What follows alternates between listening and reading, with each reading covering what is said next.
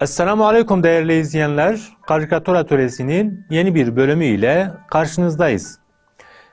Bugünkü çizim konumuz özellikle Güneydoğu çiftçisini ilgilendiren ve 40 yıldır bitirilemeyen GAP projesi olacaktır.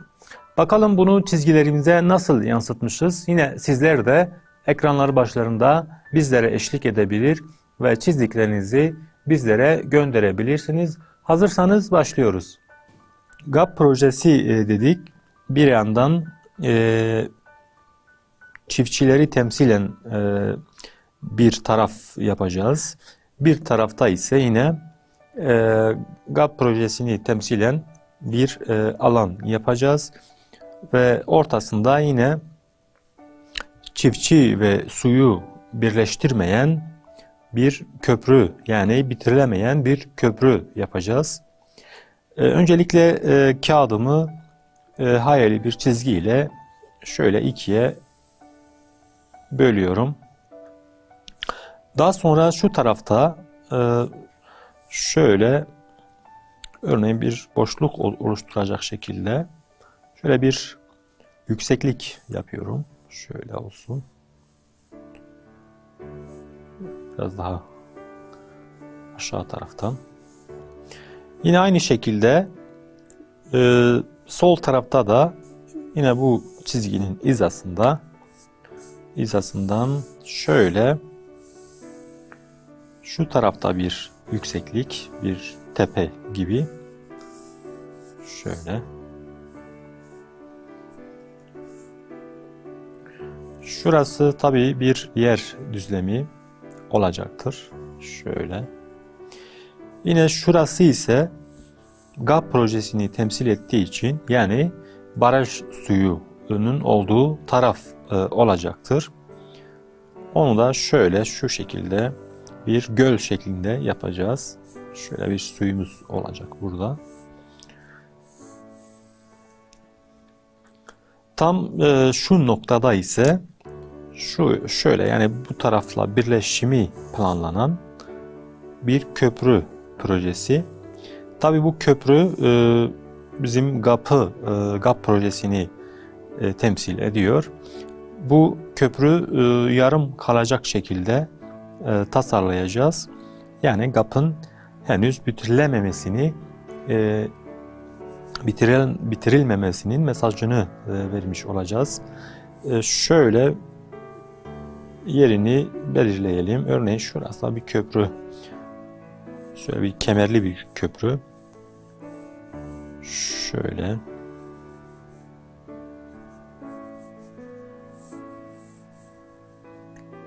Yine şuradan alt tarafını görmekteyim biraz. Şuraya kadar. Şuralar tabii şöyle beton veya taş bloklar ile birleştirilmiş.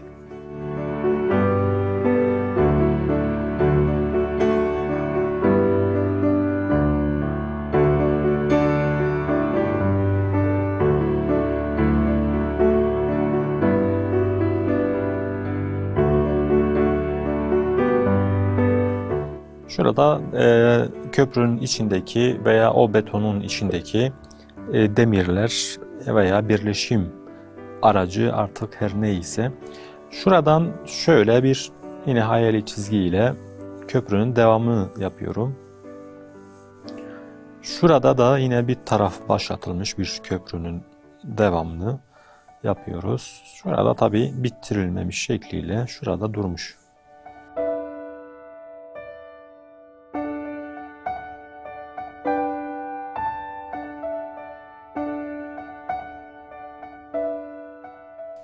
Yani köprünün bir tarafı şu ortaya kadar gelmiş iken bu tarafı ise henüz şurada durmuş ve geçişin mümkün olmadığı, yarım kaldığını anlatmaya çalışıyoruz.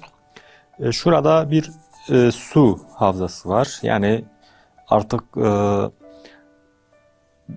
bir Fırat suyu veya Dicle suyu, Dicle Nehri, Fırat Nehri'nin suyu şu tarafta çatlamış olan topraklara henüz ulaşamadığını yansıtmaya çalışıyoruz. Şöyle çatlamış topraklar yapacağız. Kurumuş topraklar. Şurada ise yine şöyle bir proje tabelası şeklinde, örneğin bir GAP projesi.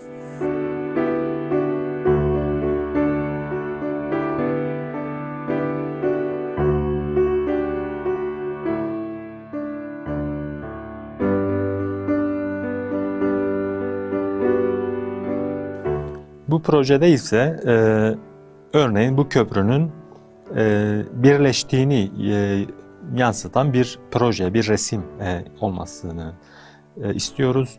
O yüzden yine şöyle çok ayrıntıya girmeden yine bu iki tepeyi çiziyoruz. Şöyle yine bu köprüyü tamamen çizeceğiz bitirilmiş şekliyle. Şöyle şu taraflar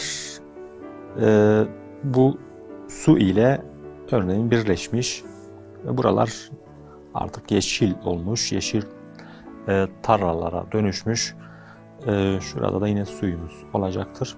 Yani proje bu şekilde. Şuraya GAP projesini yazacağız.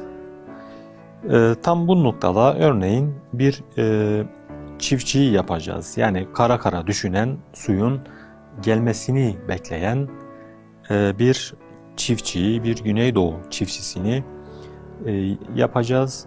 Biraz daha yöresel kıyafetlerle olabilir. Örneğin şurada bir taşın üzerinde oturmuş bekliyor.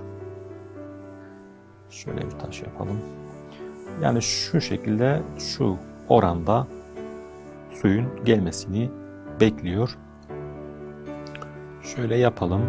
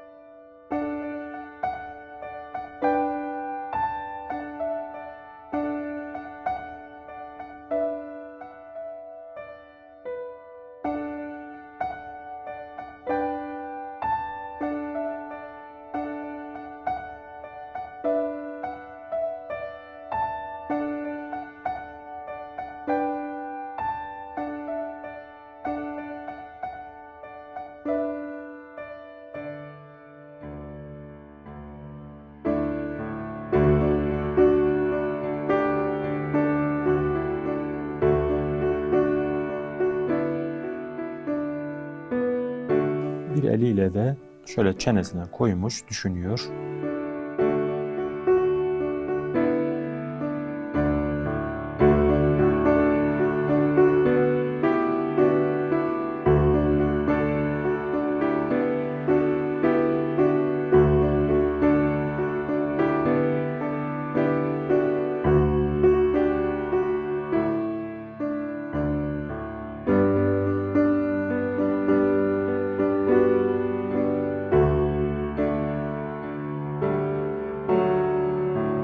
Bunu da yaptıktan sonra artık daha ayrıntılı çizmeye başlayabiliriz. Daha siyah bir kalemimi alıyorum ve ayrıntılı çizmeye başlıyorum. Öncelikle yine başladığım yerden de başlamak istiyorum. Daha doğrusu ilk başladığım resimden, yani ilk çizgilerden, örneğin alt taraf, arka tarafından başlıyorum. Şöyle buradan başlayalım. Yani sol taraftaki tepeden başlıyoruz. Şu şekilde.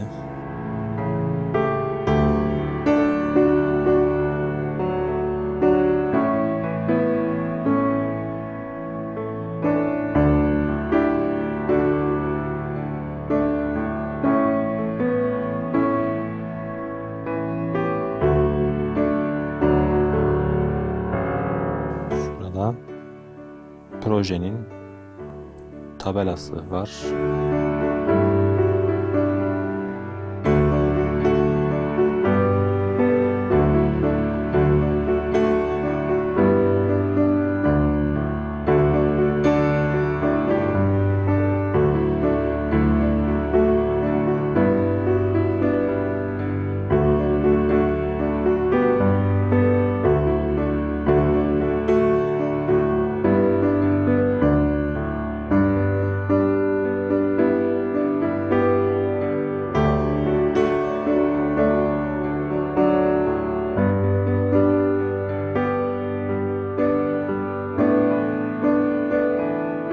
Şöyle köprüyü de yapalım.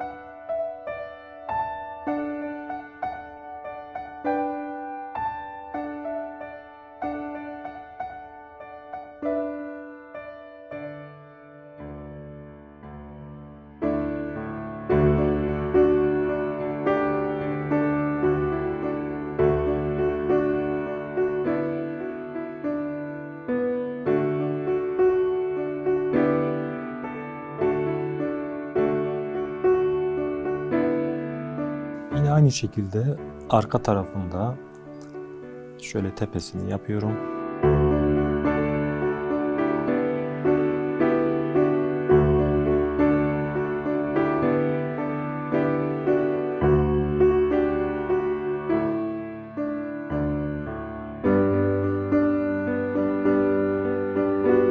Şurası biraz daha çatlanmış topraklardan oluşuyor.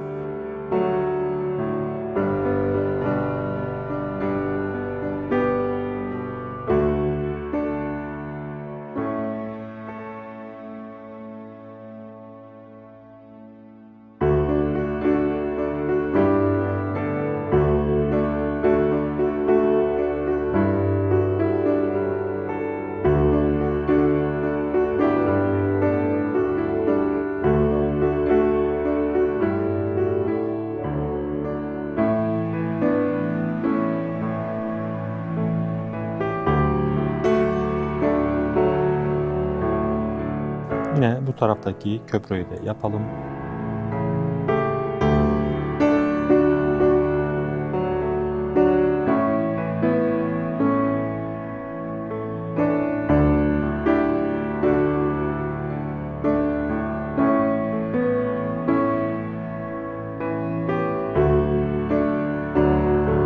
Şurada oturmuş olan bir çiftçiyi de yapıyoruz tabi.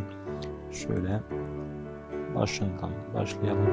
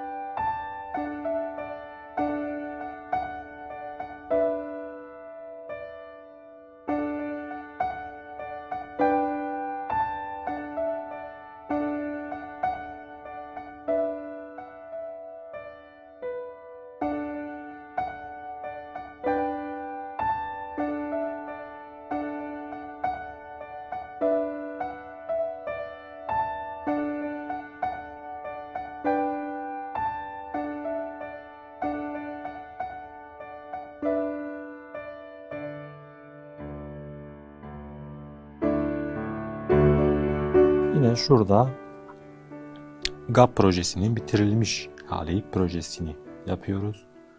Şöyle biraz daha basit bir şekilde.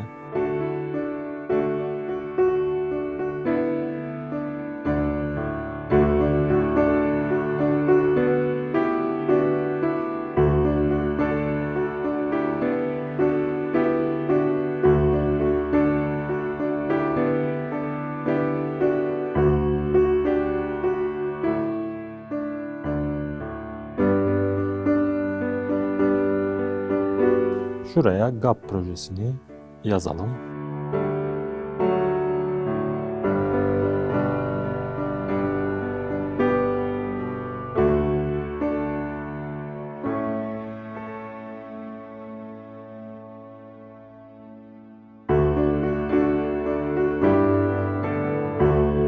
Daha sonra biraz daha ışık ve gölge olayına da girebiliriz. O yüzden daha yumuşak uçlu bir kalem alıyorum. Şöyle başlayalım. Örneğin şu alt kısım, şurayı unutmuşuz. Şurayı da devam ettirelim alt kısımdan.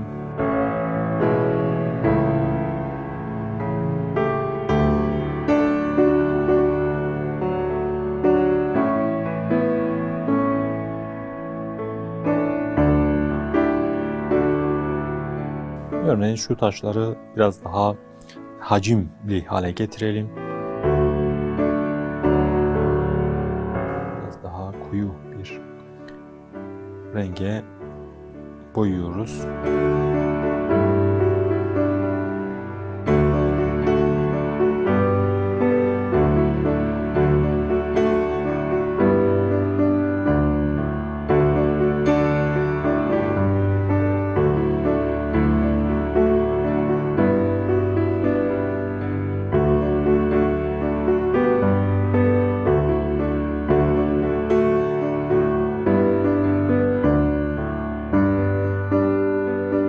Şöyle buradaki suyu yapalım.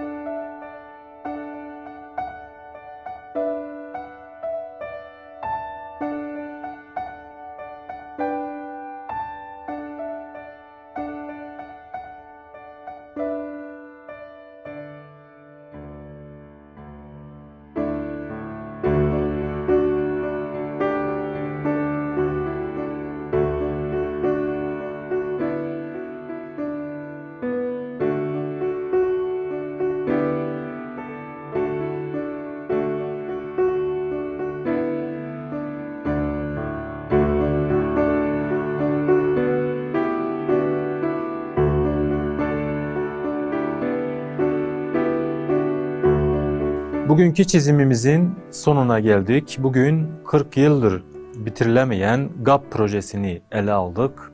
Yine sizler de ekranları başlarında bizlere eşlik ettiyseniz çizdiklerinizi bizlere gönderebilirsiniz. Yeni bir programda buluşmak dileğiyle Allah'a emanet olun.